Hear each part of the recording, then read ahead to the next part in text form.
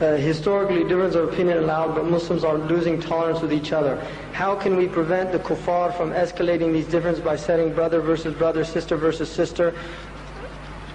This is absolutely true. One of the unique aspects of this deen is that it is one of the few deens that created that dogmatic orthodoxy and then imposed it on everybody else. We have had few periods in the Islamic tradition of religious persecution.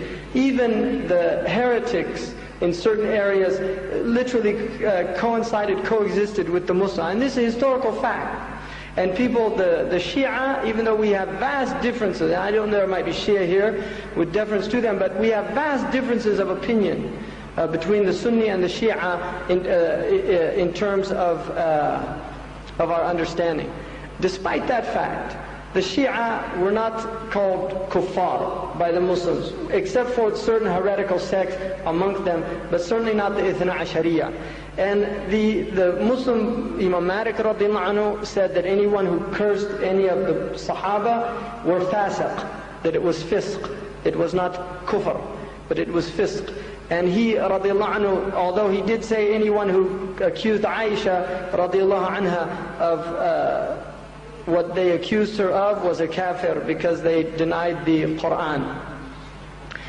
But the point is, and even the Zaydiyya, who are a branch of the Shia, but they're not Rawafid.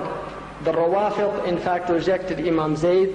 The Zaydiyya are very close to the people of Sunnah. So we have tolerated, traditionally, the people of Tasawwuf, who were not as strict on their Sharia, were the ulama, the fuqaha, attempted to bring them back.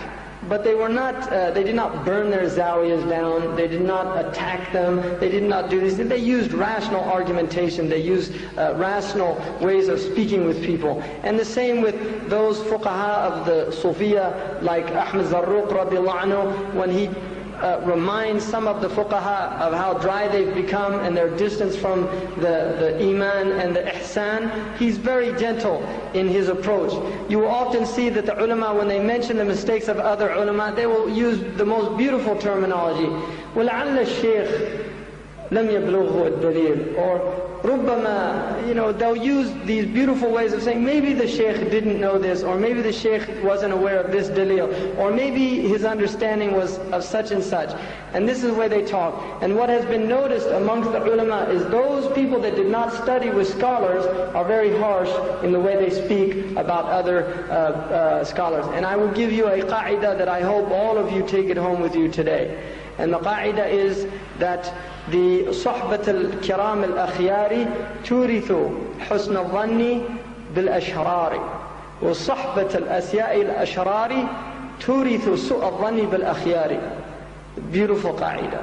The company of generous and good people breeds good opinions about even bad people. But the company of bad people will breed bad opinions even about good people. And Ibn Umar used to say, لو أحسن العبد الظن بالحجر لانتفع منه. Even if the slave has a good opinion of a rock, he derives benefit from it in his understanding. In other words, even the mushrik thinks, because he has a good opinion of his idol, he thinks he's deriving benefit from it. So the point is that husn al-dhan is a beautiful thing. And the whole basis of soundness in this world is husn al-dhan billah wa husn al-dhan bi'ibadillah. Having a good opinion of Allah and a good opinion of the slaves of Allah subhanahu wa ta'ala. So part of this, and then the other thing is to recognize that we have broad-based principles, and as long as those principles are not being threatened, that we can accept differences of opinions, especially in the usul. We have what are called dar' al-mafasid or daruriyat, we have jalb al-masalih or hajiyat or hajat, and then we have tatmimat and tahsinat. And this is the triaging that the Muslims have to do. The darurat, we should be concerned first about darurat. Right now it is a darura to unify the Muslims. It is a necessity to unify the Muslims, and so we must unify the Muslims. Therefore, those matters about tatmimat and tahsinat, and hajat should not be emphasized over darurat. And this is an usuli concept that we have to understand. And do not, my understanding now is that anyone attempting to divide the Muslims in this age is a shaitan, and he's benefiting the kuffar and the enemies of Islam. And those people trying to unite the Muslims, we should have good opinions of them and good opinions of their intentions. And those people that say that they're attempting to unite the Muslims, but the fruits of their actions is that they are disuniting the Muslims, are shayateen.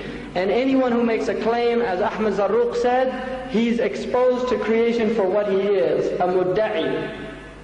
And Imam al-Qurtubi says in the tafsir, when Allah subhanahu wa ta'ala says, وَإِذَا قِيلَ لَهُمْ لَا تُفْسِدُوا فِي الْأَرْضِ, and if it said to them, don't sow corruption in the earth, قَالُوا إِنَّمَا نَحْنُ مُصْلِحُونَ, we're just setting things right, we're muslihun. أَلَا إِنَّهُمْ هُمُ الْمُفْسِدُونَ, Allah says they're the mufsidun. Imam al-Qurtubi says, the first proof that they're mufsid is that they're claiming to be muslih. That's the first proof that they're a mufsid, is they're making a claim of islah. The real Muslims, they just do the job and they don't make claims. اعملوا, just act, and then we'll look and see what the fruit of your action is.